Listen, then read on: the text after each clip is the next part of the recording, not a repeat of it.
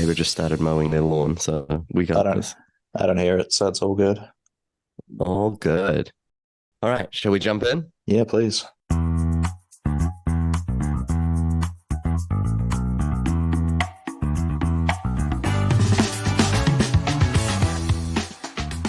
Okay, welcome to Ruddle Me This. They ain't lying. I'm doing a takeover episode. I'm Steven Lyons, and you know who isn't lying today is Taylor Ruddle, because he is not going to be lying about any of the steps that he took to transition from his day job into working full time as a comedian. Holy cow, Taylor, how are you doing? I'm no good, thanks. I'm surprised you managed to pull your voice together like that. We're both self-admittedly not morning people, and I'm really feeling the morning voice, but you sound great. So thanks for having me on the No, show. that's it. Did you do your vocal warm-ups? Yeah, let's go with that. A little bit of me mamo, me mo mami, some Oreos, Red leather, a yellow little bit leather. of red lorry, yellow lorry. That's the one. So yeah, what are we doing on the show today, Stephen? Oh, I know this is tough. I can feel you already going like, oh my goodness, like you get to hang out. We're gonna dive in. We want to know more. So I'm gonna start really, really basic, broad strokes. How long ago did you start doing comedy? That's not full time and isn't started like from the first open Yeah, mic. how long did you start tinkering? And you can give us Yeah, context if you want. yeah. So that was 8 years ago, living in Japan. A good friend of mine now, Ollie Horn, he started a English speaking comedy night at an international bar in Fukuoka, which is where I was living. And I was the first. I had the bullet spot. I was the first open mic comic on that lineup, and I've basically never stopped since. Amazing. And so how long ago did you move back to New Zealand? That was in 2018, right at the end of 2018. So what is that, 5 years ago, nearly 6 years ago? Amazing. Can you tell us do you feel like there's a big difference between doing comedy in Japan and doing comedy in New Zealand? Oh yeah, huge. The main thing is the language you have to use. Like here, you do get some travelers who are English as a second language speakers, but for the most part, everybody is native English speaker. Whereas in Japan, even if everyone in the audience speaks English, a lot of them are going to be like Europeans or like Japanese people that speak English. And so a lot of the, what is the word? Like the, Like things like colloquialisms yeah, change, yeah, right? exactly. Yeah, you Slang. can't get out there and be like, "Hey, I tell you, this economy's not a box of birds." Yeah, exactly. And certain cultural references that they would have grown up with don't hit at heart at all. And yeah, so you have to generalize yourself a lot more doing comedy in Japan. Um, but that's a habit that I've tried to keep coming back here because when you post it online, that opens you up to the rest of the world. So I want it to still be accessible by as many people as possible. Yeah, that's which is quite interesting because I do think that there's like it's great to be conscious of that choice Mm. because we do also have that like when you are open to everyone, you can also be as specific as you want because that My Little Pony, if you can find that little group going, holy cow, someone's doing killer material about My Little Pony, then That's there's a true. joy to that as well. Yes, yes, that's very true. I don't see much of an issue with that, but I guess the main thing I wanted to avoid were jokes like regional references, like for example, the South Island. It's very common for people to go on a holiday with their children to Hanmer Springs, but I feel like that's a very it's a very Canterbury reference. So just as one Yeah. example, stuff like that I would try to avoid because if you're not from the area, it doesn't mean anything to you. Which is a cool skill to build, right? Of like, do I get more specific or do I build jokes that explain what Hamner Springs is? Yeah, you can do that. That's very true. Yeah, good point.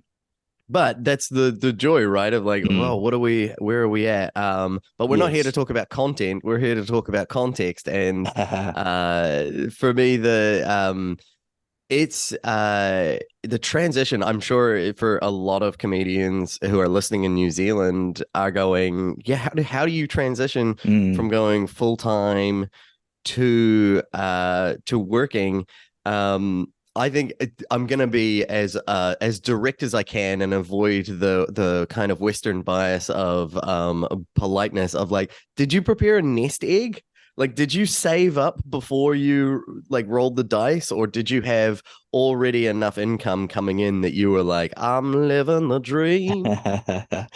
So yes, I did have a nest egg. I will explain that because I know some comics are interested in hearing how I made it work. So I worked for about maybe 4 years at a conventional job after sort of I got the job when the pandemic started, so that was a bit of a weird time to start working, but worked there and I live pretty frugally as it is, so I was always pretty good at saving money. So I was referring to it as runway because I've been watching Silicon Valley. I don't know if you know that show, but they refer to how much money their company has as how much runway. Yeah, And so I because looked if at you my don't take off, you're in the drink. That's a good, yeah, that actually makes sense. So I looked at what I had as runway and I looked at it and I thought, if I don't make another penny, I've got about a year's worth of money to live off of. And so I sort of gave myself the tentative um, time limit of a year. And when it was coming up to that year, if it was still not looking good, that was when I would look for another job.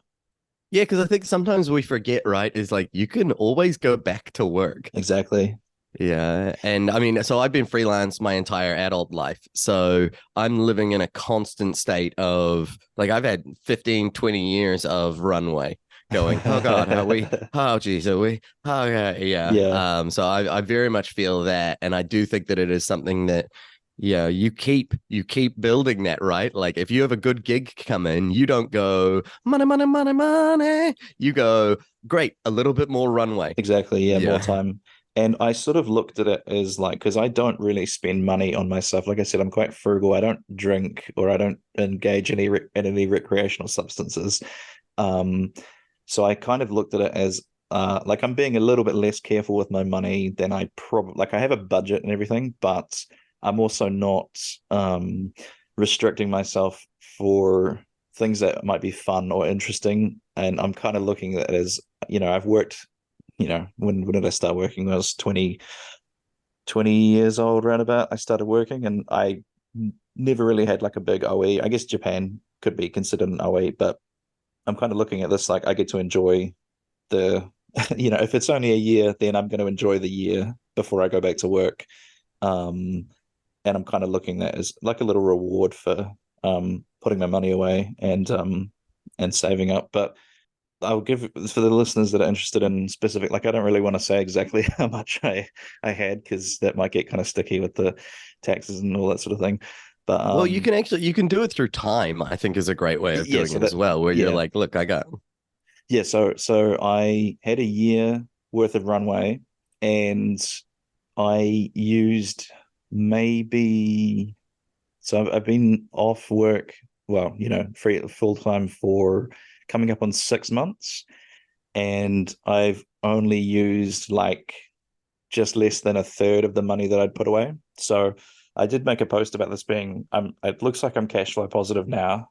It might just be barely, but yeah, so I ended up using less than I thought I would in half the time that I'd kind of given myself off. So like that seems to be a good sign to me that if you're keeping busy and working, your runway will actually be a lot longer than it looks like when you first plan to do this.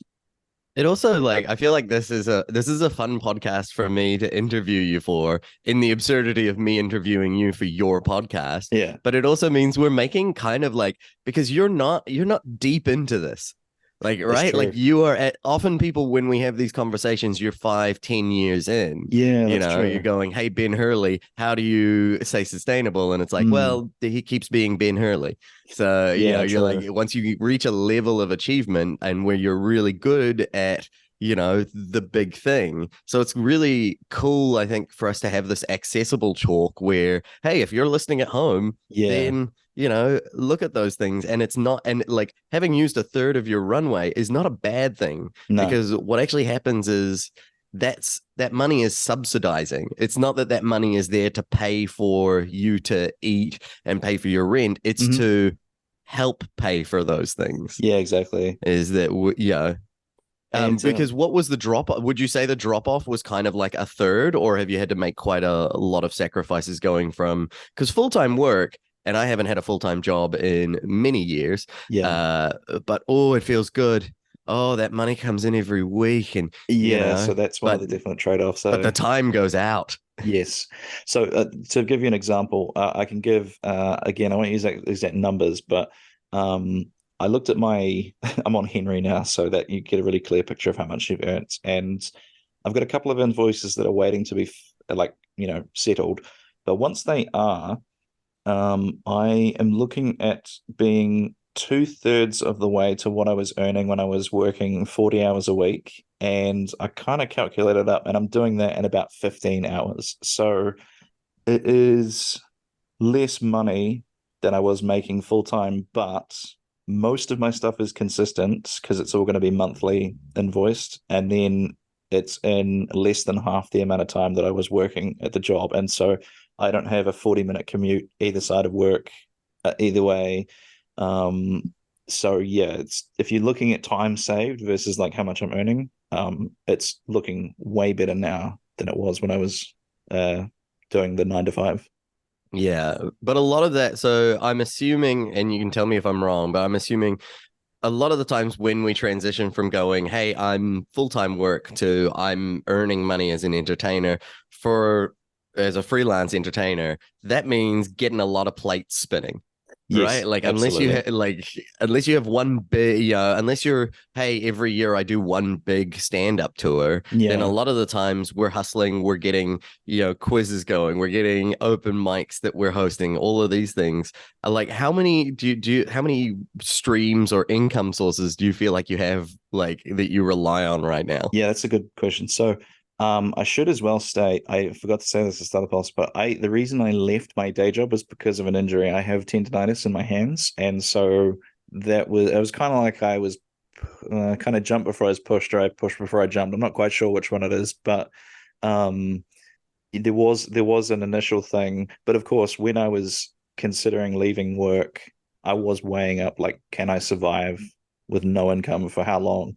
Um, so if you're listening I think here, that's called retirement. yeah, exactly. But if you're a creative listening now, probably you're working and probably you have a comfortable income, but you're looking you sort of need to overlap. You've got to work really hard at this point to have, because I think a lot of people, when they leave their day job, it's because their side hustle is taking up, their side hustle can't grow anymore without them uh, taking some time off their day job. Does that make sense? Yeah, yeah. It's like for me to grow this side hustle, I'm gonna need to, and all of a sudden people at your day job are going, hey, what's going on? You Yeah, seem tired. And exactly. it's like, because I don't want to be here. Exactly. Yeah. And so like um the if you're working a pretty standard job, you have a comfortable income, yeah, I would recommend getting as many plates spinning as you can before either downsizing your hours or just quitting altogether. Um so then to answer the question that Stephen asked, my income streams at the moment. So it's pretty it's not super diverse at the moment. I do musical bingo through a company called Beats by Bingo. Absolutely fantastic company to work for. I have like nothing but good things to say about them. But those aren't regular. Is that I'm does Tenica still run that? Yes, yep, Tenica. So if Tenica is listening, Yeah. shout out Tenica. You are a And, fantastic person to work for. And and please someone keep. who I met when I first started on my comedy journey Oh, there you go. 22 years ago doing improv in Beautiful. Auckland. Wow. Yeah, no, please keep booking me, Tenica. I enjoy them a lot. The thing with Beats by Bingo, so musical bingo is a great thing to get into because it is um we could really get into the weeds with this, but it's so accessible. It's just listening to music. People don't have to pay attention compared to a stand-up comedy night where they need to be looking at the comedian. Um, Musical bingo, they can still chat with their mates and have a drink and have like their Thursday drinks, and they don't really have to pay attention to the bingo. They can just like recognize that they've heard a song and cross it off their bingo sheet. Um, I So think like Beats that's by Bingo, it lands in that same pocket as the quizzes, right? yes, Where it like does. I've been lucky enough to work for Ellen McElroy Yeah, a few times for yep, crack up comedy quizzes, and I know that a bunch of Auckland comedians they supply like they supplement their 100%. hustle with like the Believe It or Not quizzes.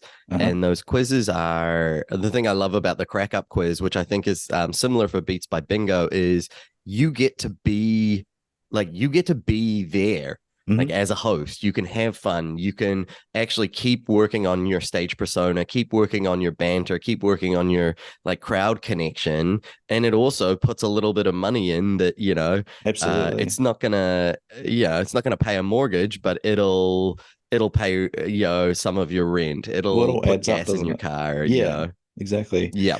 And so like comedians might be listening to this. I was initially hoping to make this more generalized for arts, but I kind of realized I don't really know anything about how to make money as like an artist or anything. So we'll go with sort of like entertainer, comedian, that sort of that sort of ballpark. Um, a lot of comedians look at stuff like quizzes and musical bingo and hosting karaoke nights and stuff. They look at that as beneath them, and that really bothers me because it's not beneath you. It's really good money and it's a lot of fun and it's more experience in front of a crowd. um so that But really I would bothers also me.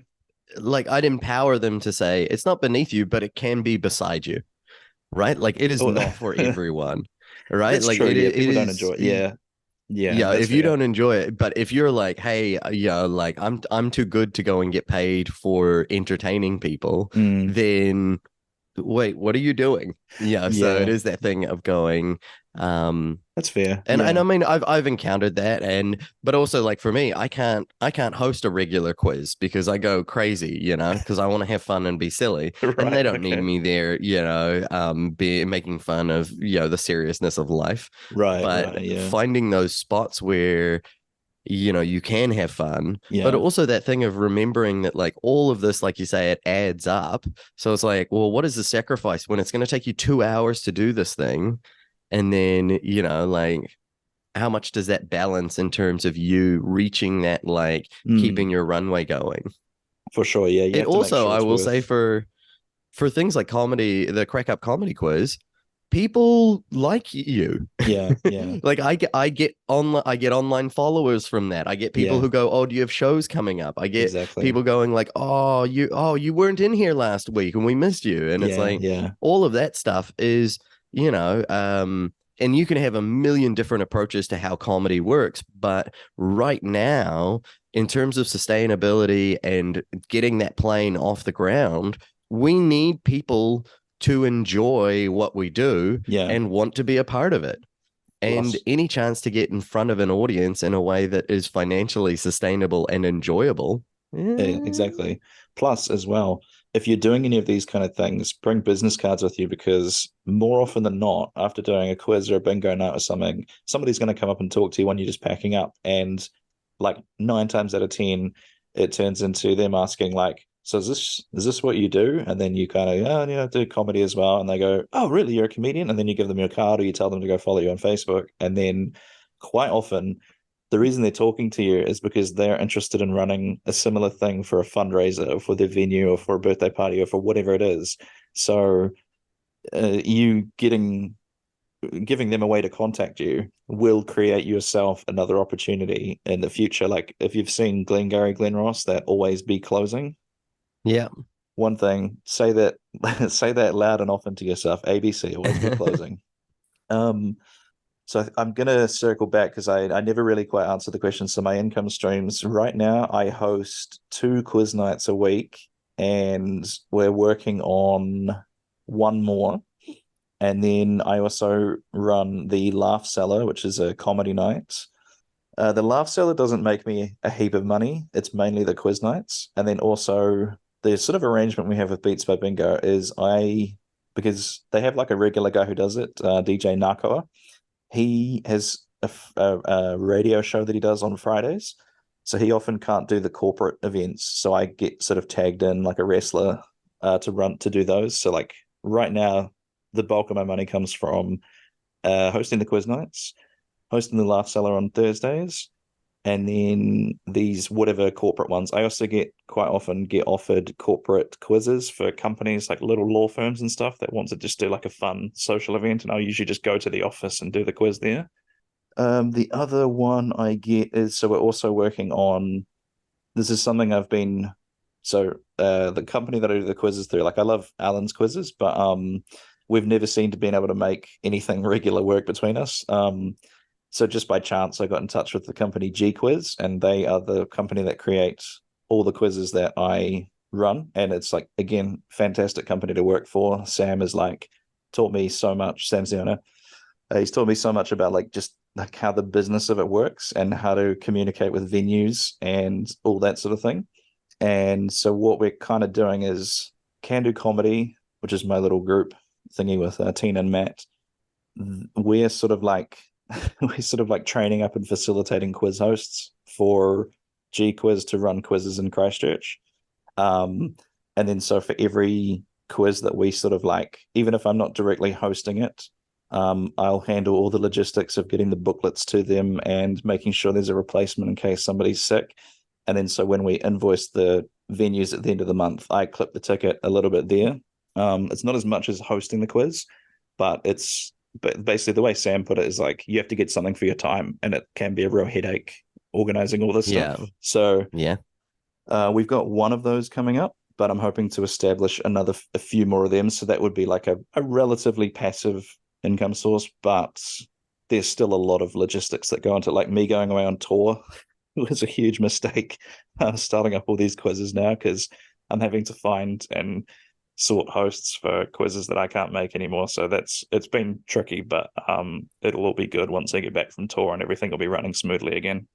But it's also, I mean, it's great to remember that it's tricky for you right now, but it's also great for the community of comedians down there, because now there are those opportunities. And then when you get back, now you've got a bunch of, people who know what they're doing. Yeah. And quizzes, like, I think that like the quiz lives in a space that is, it doesn't have to be a quiz, but it is something where if you're a comedian who wants to go full time, then you do need to be asking, what's my repeatable hustle? Yes. Like, what is the thing that I can do of sustainability? Like, and there's so many different options for that. But it is something where it's like, if you go, oh, I can achieve this, which is the quizzes, right? It's like, I can achieve this, it's enjoyable and it's scalable. So there are a lot of great aspects in there. It's also a community kind of thing, because you mentioned like Can Do Comedy too, which I think is such a good thing for people to remember is stand-up comedy can feel like such a solo art form. Yes. But none of us are doing it alone. No. Like when you're on stage, you're not even alone. The audience is there. The tech is there. It's your content. It's your voice. But we all live in this thing together. And it's something that I noticed when I was in Chicago was so delightful. Was like Chicago, the first 6 months, no one talks to you. Everyone hates you. Wow. Because so many people start doing stand-up comedy. And so people who do it regularly, they're burnt out because they're like, I've met 130 people in the last 6 months. But once you make it, and my friend warned me about that, and I was like, oh, it's all good. I'm like, I'm not worried. I'm just kind of doing the thing I want to try and do.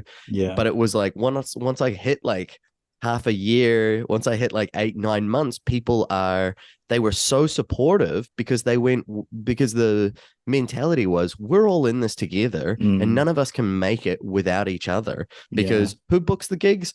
Well, we all book gigs for each other. Who's backstage? We're all backstage together. Exactly. And it's a hard hustle.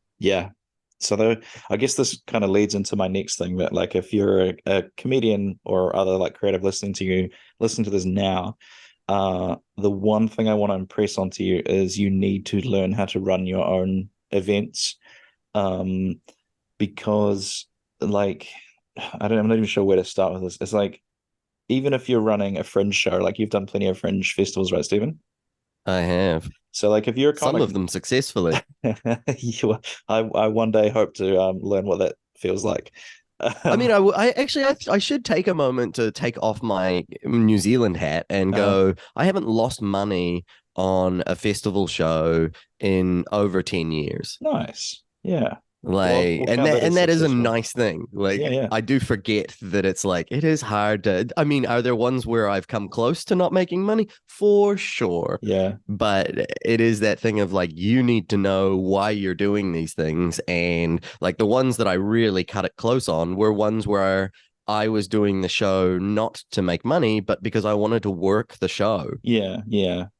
So the reason I bring fringe festivals into it is because like there are very, very few dedicated comedy rooms around New Zealand. The expression I use is they're not popping up like F45s, not at least not within our lifetime. Like maybe in the next 50 years you'll see a few more of them.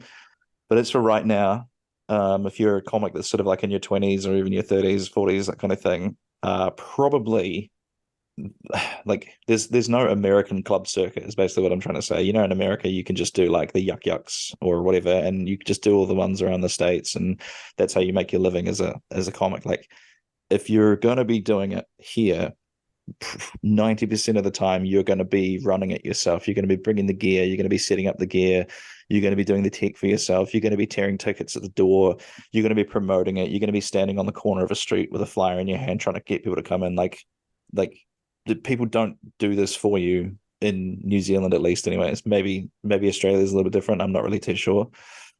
um I think Australia, you can find those people a little bit easier, yeah, but it exactly. is the same of like New Zealand. You're not, you are going to have to be at a very specific level. And Mhm. don't get me wrong, there's people who are definitely at the level. There's also, probably about 50 comedians in New Zealand who are at the level that they could definitely have a manager Yeah, because they're that good, yeah, but the money just isn't there for exactly. producers to step up. Like they're going to go, oh, I'd really love to put in all of this time to make your career. Whereas Yeah, in the US, there is those financial gains. exactly. Yeah, Australia, I'd love to know more about it. same. Yeah, And it is also being open to Australia and going like, oh my goodness, there is a whole country next door yeah, it's only a that 2 hour you flight. can go and hang out in. Exactly. Yeah. So yeah, you like I'm trying to drill this home. You need to learn how to run your own things because even if you do a fringe festival, if you're one of the comics that like is used to just turning up at a venue and like the producers booked everything and it's like it's all kind of run for you and literally all you're doing is you're set on the night and then you're leaving straight away. It's like you are really going to have a reality check when you go to a fringe festival and realize it's all on your shoulders. Even like the International Comedy Fest, I'm pretty sure you still have to push the tickets yourself. You can see how many tickets you've sold. I think you have to set up the room beforehand. I'm not quite sure, but like the point I'm trying No, to no, say is like, they have the venues all sorted and oh, things, okay. but yeah. Well, put it this But way. it is still you need to be out there hustling. Like Yeah, if you get into the New Zealand Comedy Festival and yeah. go, I can't wait for them to bring me an audience, Uh-huh. then the comedy festival is going to go, we can't wait for you to not be in our festival because you Exactly. don't want to do the work. And Yeah, it is a partnership. You've both got to, yeah. and every festival is different. Mm, Um, and which is why it's so important to talk to the festival and see what their expectations are. exactly. I think you would also go, there'll be people who are listening who might be going, dear God, I never want to produce a show. Produce a show so that you, at the very least, appreciate how exhausting it is Yes. for Yeah, people to produce shows. Because I don't think people realize like they how don't. often comedians drop out of shows, how often you go into a venue and they're like, oh, yeah, we're not going to stop the music playing. You can just, put your amp in the corner and it'll be Hmm. fine. And you just Yeah. go, oh, and all of these things are, you have to do all of those things and then you have to MC the show Yep. Yeah. because It's you're like, thankless oh work, God, I want man. to make this sustainable. Exactly. And that's the thing is even We're if not you really just selling this as a positive, are but we? here's the thing though, is like you're only going to get so far if you cannot do these things. Like if you're constantly waiting for somebody else to give you the nod, to give you a spot to progress, like you're going to be it's going to take a long, long time. And like I would caveat that with there are people who break through, who are lifted up, who producers see, who they go, yes, you, and you will be lifted up. But yeah, most of those people are people who are hustling and working hard and getting the things done. And yeah, also, it is. we're in an industry that feels a little bit like playing the lottery, Mm, but it's not playing the lottery, it's sowing seeds, and not every seed is going to germinate. yeah, So that's a good way to put it. we want to be out there sowing seeds and working out what the crop is that we most enjoy harvesting. Metaphor. Yeah, yeah, no, that's a great way to put it. So yeah, my again to reiterate, like, and because it will make you a more professional performer as well if you um experience things such as you're producing a show and the first act hasn't turned up yet, and you'll realize, oh right, that's actually really stressful when I do that to the producer, and you will learn how much it sucks to be staring at the ticket count and seeing that it's like two tickets sold until a few days before the show. And then, because I mean, I don't know what it's like the rest of the country, but Cantabrians, they tend to buy the tickets like the afternoon of the show. So it's a horribly stressful for the That is producer. where New Zealand's at right now. Yeah. And that is something that is, and you'll have shows that have regular packed out shows, but you can still talk to the producer and they're like, oh yeah, 2 days ago, four Uh-huh. sales. Exactly. And so Yeah. what it'll just make you a more bookable act because you will have sympathy for the producer who like probably is not getting paid that much more than you are for doing the spot. Um, and then as well, the reason, like if you're running your own open mic,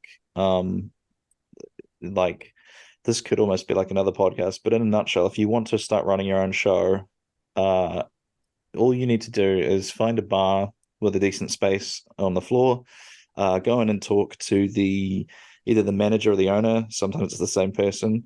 Find out what a quiet night they have is, and then say we could probably bring like 10 to 15 people in here for an open mic. Get an event on Facebook, get it on Event Finder, maybe run a sponsored post on Facebook ads. Any local comedians who want help with this, I'm more than happy to teach you how to do all this. And the thing is, like, if you're just doing spots, you're getting probably like what 8 minutes of stage time every week. But if you're running your own open mic where you're hosting it every week, you've got like 10 to 15 minutes every week at the top of the show as the MC. Plus, you've got like a minute between each act. You've got a little like 2 or 3 minutes at the end to wrap it up. That's like really easily turning into 20 minutes of stage time, which turns into experience, which will make you more comfortable on stage, which will then translate to a lot of other things. Plus, you're learning how to deal with venue owners, which is a skill that you're going to need if you're booking your own tours. Um, and a lot of comics, I think, don't really know what the venue owner care about and don't care about. Like the venue owner, honestly, quite often don't care if it's a good show. They just care if there is numbers in their venue. That's really all they want. So, And when they say numbers, they don't mean people. They mean are yeah, people spending money? yeah, And that's the that's other not about thing. drinking. That's just are they there? Are they participating? And a lot of those venues too is they're going, we want people in here on a quiet night to train them to come back for the loud nights. Yes, that's true. That's one thing that recently I've learned about hospo is that it actually doesn't matter how many, like you could have the place ram, but if they're only drinking water, the bar actually don't. That's not good for them. Yeah. Like, And you're allowed to yeah. have that conversation with bar owners. Like Hmm. go in and set that Don't worry. let them They'll set tell that you. expectation. They They'll will tell tell you. you, and if they don't tell you, it's probably not good news or it's very good news. And both of those you want to know about. Yeah, So, exactly. like when I run gigs, I go, "Great, what's your goal? Like, what do you want to take over the Exactly. bar?" Yeah. Because now we have something that we can actually use as a metric. Because it doesn't matter whether shows are stinky or great. Yeah. We're going to build them up. But what Exactly. matters is, are we on the same page? Because also they should be paying you. If it's a free show to the audience, they should be paying you to put it on. Hmm. And they're only going to be able to pay you to put it on if they're making money over the bar. So ask them how much they need to make, set an expectation so that you can pay yourself and pay yourself as that MC. Because if you can't make it one week, you better have some money set aside to pay someone else to MC. Yep. Yeah, And if exactly. you're like, oh yeah, but there just isn't the resources there, find some friends and make it a fun thing where you don't have to host each week. You can take Yeah. turns, setting it up. Two people running a mic can be fantastic because then if one of you can't do it or whatever, and then also you've got someone to lean on. Like I feel like producing is pretty I don't want to say lonely, but it's very like people don't It's a quite lot. they don't It's a quite lot understand going what you're out. going. Yeah, they don't really get what you're going through each week just to make the show happen.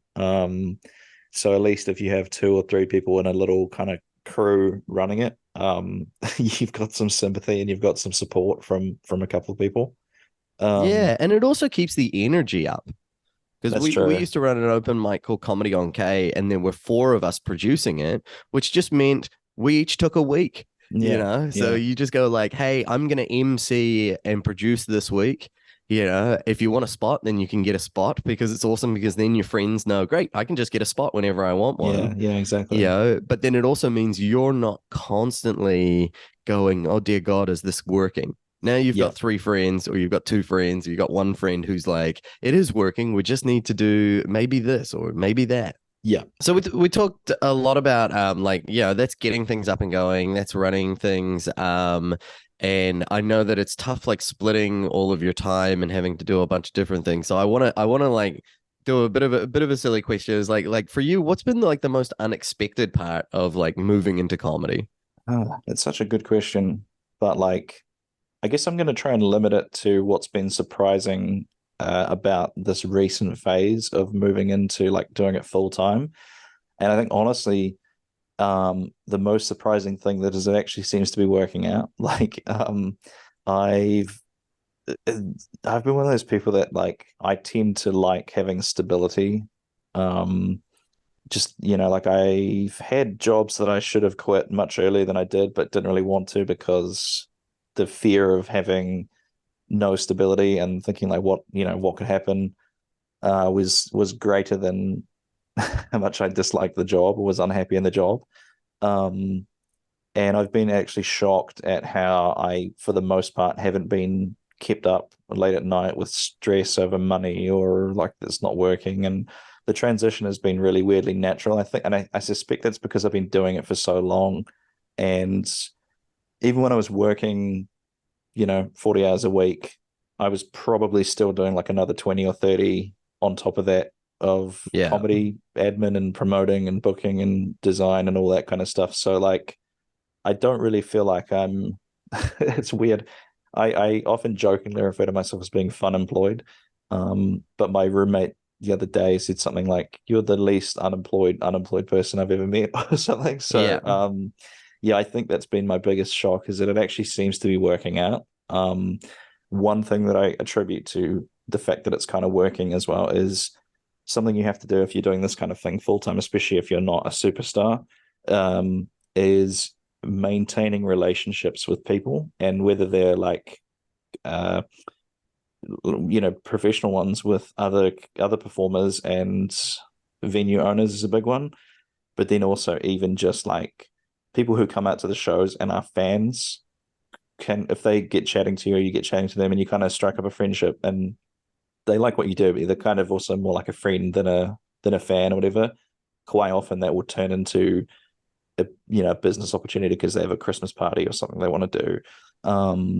So like that's a big one. And this comes back to the individualism of comedy is I feel like in a lot of cases comedians are really willing to burn a bridge and no, fuck them. They can fuck off. I don't want anything to do with them and blah blah blah blah. But a great phrase I heard years ago was this was actually Julie who used to own the Kensington Funhouse, which was my first kind of like home room.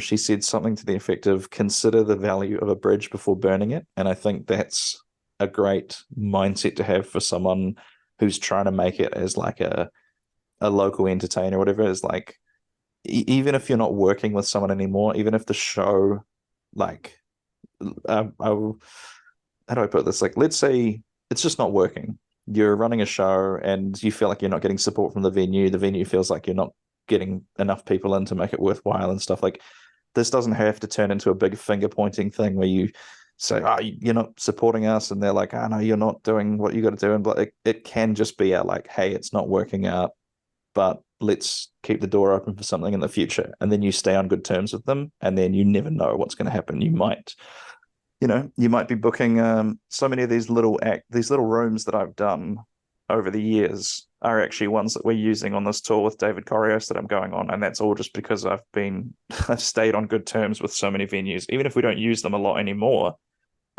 Just having the option there actually worked out really well for booking this tour. Yeah, and I mean, for me, I always approach it as being like, what are the win-win situations? And and it is tough in comedy because, some of the people that we work with, some of us have got issues, some of us have got shit Challenging going on. personalities at times.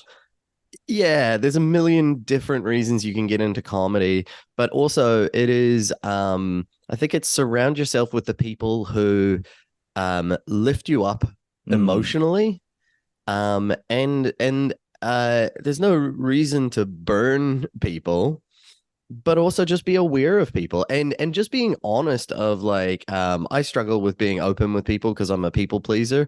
But I tell you what, producing shows has really helped me overcome that.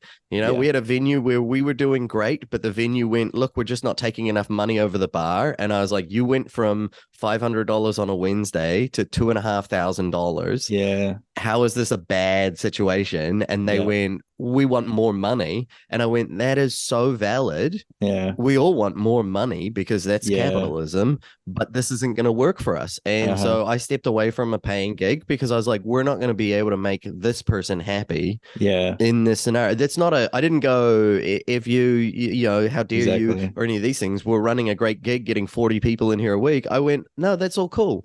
We'll Yeah, do this somewhere else. And yeah. it is also a numbers game in terms of say thank you, say good day, and move on to the next thing. Yeah, exactly. I so we have it like, so a bunch of the questions we've asked today have been questions that people sent you through Facebook and things like Yeah. that. So I thought this was a good one to bring into that, is that someone asked, like, should I be using my Facebook page like exclusively for posting when I'm doing gigs, where I'm doing them, sharing stories about how it goes, sharing or is it about, should it be like curating your personality and like, oh, here's my lunch, you know, Yeah, yeah.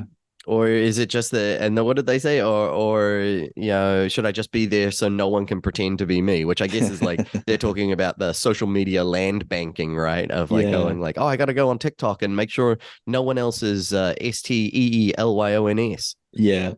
Good plug. That's me. That's me, The guys. Go follow my TikTok. get after it. The this is a tricky one, is like I'm probably the wrong person to ask for this because I feel like you have to, when you're doing social media, you have to do it in a way that's not going to wear you out mentally. Like a lot of people that listen to this podcast will know that I had a big punt at trying to make stuff on YouTube happen.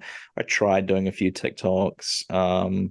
I've have dabbled in posting jokes on Twitter, but I think ultimately for it to be worthwhile, it has to be something where you enjoy the process. And like that's why I've settled on podcasting as my attempt at, because I feel like most comedians have to have something that they try and drive their sales through, whether it's Facebook, Instagram, TikTok, Twitter, whatever it is. A lot of them have a podcast, and like for me, the process of making the podcast is enjoyable, so that's why it doesn't feel like a chore for me to do it. Whereas if I'm out and about, my brain is never wired to think to myself like, oh, I should take a photo of this and um like post it on the gram or whatever. Because I think the correct answer to this will be like, and this is something I heard James Roque say, was you need to have like 9 funny or interesting posts for every one come to my gig post. Um, which is probably also why I don't have a huge following on social medias, because like 100% of what I post is just like come to my gig posts. But I Um, think that, like you say, it's I think it's finding the things that are sustainable for you, and those are always going to be, like, for me, I struggle with TikTok not because I don't know how to use it or I'm not inspired. I yeah. struggle with it because I'm old, and not in the way that you're thinking. I'm old. I did Vine. Like, I Ah, I uploaded hundreds of videos to Vine and had an yeah. amazing time doing it. I Yeah, had a really fun time just pumping stuff out, but that's because I had friends. We were collaborating, we were doing a bunch of stuff. exactly. Yeah. I'm not against TikTok, but for me, I haven't found my rhythm for it. Yeah. Yeah, Podcasting is great because it has a structured rhythm, right? Is you I know love it. when you've got to release something, Yeah, and it sets a clear expectation. With TikTok, how often are you meant to post? Minimum 3 times a week. Dear God, I can't. I'm sleepy. exactly. Yeah, it's that thing where I think you have to find. It's almost like, do you remember those old commercials that would be like, it's the something that fits in with your lifestyle, and it was, like a blender or something. And I feel like that's with when you select your social media and how you use it, it has to be something that you're basically enjoying or already doing. So I feel like a lot of people tell me I should be tweeting because I write a lot of short jokes, and it's possible. But for me, the thing that puts me off Twitter is like, because all social medias, to be honest, now it's like your own feed is not your own anymore. They funnel stuff in that they think you'll like, Yeah. and for some reason, It I suppose this is probably just because of my political leanings. It somehow gets this, but I just get sent all this like doom and gloom on Twitter about how horrible the world is, and it's all American stuff, which is like, compared to New Zealand, I think um, there's a lot more chaos going on over there, and it just depresses me to be on Twitter. Like it's Yeah. all Oh just yeah, I like, deleted. I mean, it's October 2023. Is Twitter even still a thing? oh yeah, Literally, sorry, no. X or whatever But Elon's calling conceptually, it. it is Yeah. that thing of going, we're in an in-between time. We can Mm. I'll go over to Threads and it's like, oh, I can't wait to have 4 followers and no one respond to the things that I do. But it is that Exactly. thing of finding the stuff that makes you happy because it's also Exactly. you writing short jokes. You're not writing those short jokes to put in a little thing and then have it land amongst 1,000 conspiracy theories. The fun of those short jokes is they're succinct, and when you're on stage, you can be like, "What about this?" Yeah, exactly. Yeah, So I think the long-winded answer to that question is, yeah, just do what you enjoy and create the type of stuff you want to see. I think weirdly, I've gotten more low tech as I get older. This is probably accurate, but social medias and stuff, they come and go and they rise and fall and all that kind of thing. But like, the good old email list has been around since the dawn of time and probably is not going anywhere because you basically need an email address for everything. Um, the other thing, are you on MailChimp, Klaviyo? Do you have another yeah, we one? use Klaviyo. I don't post stuff on it as much as I probably should because I am really trying to be like cautious with how much I feel like we're bothering people. Um, but I have done mailing lists and stuff before. That's actually probably not a bad reminder to do one for this tour with David. The Yeah, mailing list good. And then the other thing I was going to say is, yeah, podcasts are all done through RSS feeds, which again is like, since the beginning of the internet. So pretty stable, I would say. It's just about which podcast listening app you use, but they all use the RSS feed to like populate the inside of your app. So yeah, I think they're going to be around for a long time. Um, we've I Nice. said we were only All going to do right. 8 minutes of this, but let's wrap this one up, I know. Stephen. I hope This isn't on me. We said we'd keep this short because normally I talk long, but the good news is I've been keeping an eye on it. It's you. This is all your fault. it's totally me. Yeah, I apologize, listeners. Let's wrap it up on one more question, which Yes. is just how important a role in your career as a comedian do you think Denny's has been? Well, I will end on this quote, and I can say unequivocally that I would not be nearly half the man I am today without Denny's in my life. The listeners won't be able to see this, but you are just looking off into the distance like you're just dreaming. You're just like, yes, Denny's, Denny's, Denny's, It's Denny's, always sunny Denny's, at Denny's, Denny's. Denny's, Denny's. All I right, love well, it. There's always something at Denny's. Is that the slogan? it is. It was from a Patton Oswalt joke. I don't know if it still is, but yeah, apparently there was a commercial where the the phrase was "It's always sunny at Denny's." It's always sunny at Denny's. Shout out to I Craig for that love question. Appreciate you. I love it. And I think that it's are there any parting thoughts or do we wrap up? How do you normally wrap these bad boys up? Taylor, where can we find you on social media? Oh, yeah, good point. Is that how we do an outro for your show? True, it is. So yeah, my all my social media is at Taylor Ruddle Comedy on all the platforms except Twitter, where I'm just Taylor Ruddle. But as I said before, I don't really tweet that much, so don't worry about it. What about you, Stephen? Where can we find you online? Well, we can also catch you with all of your latest updates at Can Do Comedy on Facebook. I Oh yes, thank appreciate you. that. I also have I'm part of a little bit of an umbrella. So Paper Goat is the best place to find me. Paper Goat NZ on Facebook. You can also find me at Steven Lyons Comedy on TikTok, Instagram, all of those things. But I would love to say it's been so great to get to talk to you. And we're both still we're trying to make this work. Yeah. Yeah. And so I think it's so cool to be able to have this conversation. And my hope is that if you're listening to this and you made it this far, then try and make it work. Like roll the dice, have some fun, and produce some shows, take some risks, manage. Don't put on a show and then put your life savings into it. That's not how this works. Put on a show, put $50 into advertising, put $100 into getting a great MC to come and pump up the crowd. Find those ways that you can empower yourself and share the joy with the people around you. And remember that, like, it's comedy's an art form. Yeah, and how cool is it that we get to do this art form? But the best way that we get to keep doing this art form is by making a little bit of money so it's sustainable and so that we can keep building year after year in the hopes that, one day we don't need that runway anymore because our plane's in the air. What a fantastic way to end that. I no notes. I don't have anything to add to that. I appreciate it. You've been listening to They Ain't Lying? Is that what I called it? No, you've been listening to Ruddle Me This, and we'll be back next time with your incredible host, Taylor Ruddle. I've been Steven Lyons. Thanks, Stephen.